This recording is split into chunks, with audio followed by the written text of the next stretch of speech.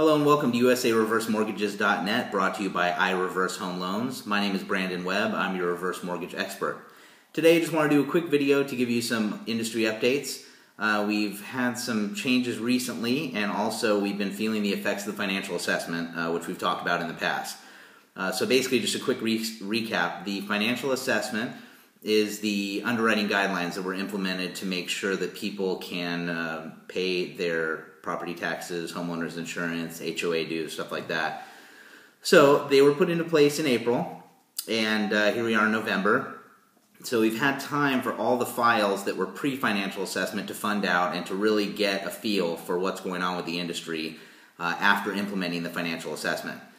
So as of now, we've seen that it has slowed down the industry a pretty decent amount, a little bit more than most people had initially thought. But the files that are getting through are more quality, and it is helping people that, in the past might have been able to take out their reverse mortgage and then, a year, 2 years, 3 years down the road, not been able to pay their property taxes and homeowners insurance and dues and repairs and things like that, and were then foreclosed on by the lender. So there definitely is a purpose, as we mentioned before, for the financial assessment, and it is helping people to make sure that those bills get paid if they can't pay them on their own. They're paying them through the funds of the loan. Sometimes they're set aside through a partial LISA or a full LISA. A LISA is a lender-enforced set-aside.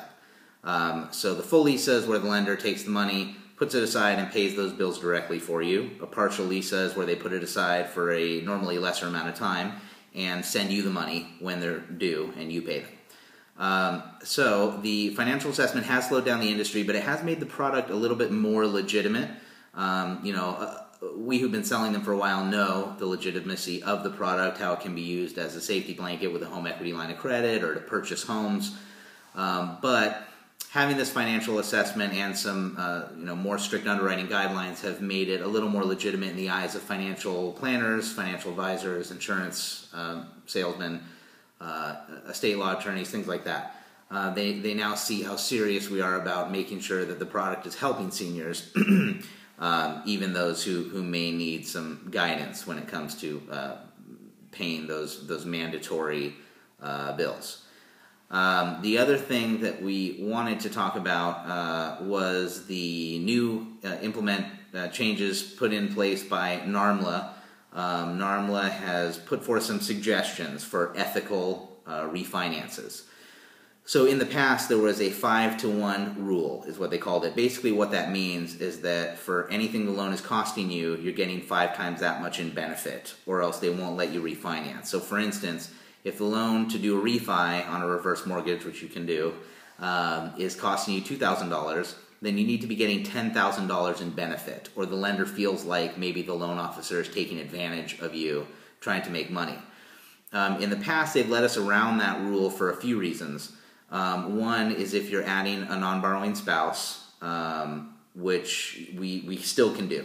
The other is they used to let us do that if you were going from a cap 10 to a cap 5. Basically, that lowers the cap on the interest rate over the life of the loan. They're no longer letting us do it just for that reason.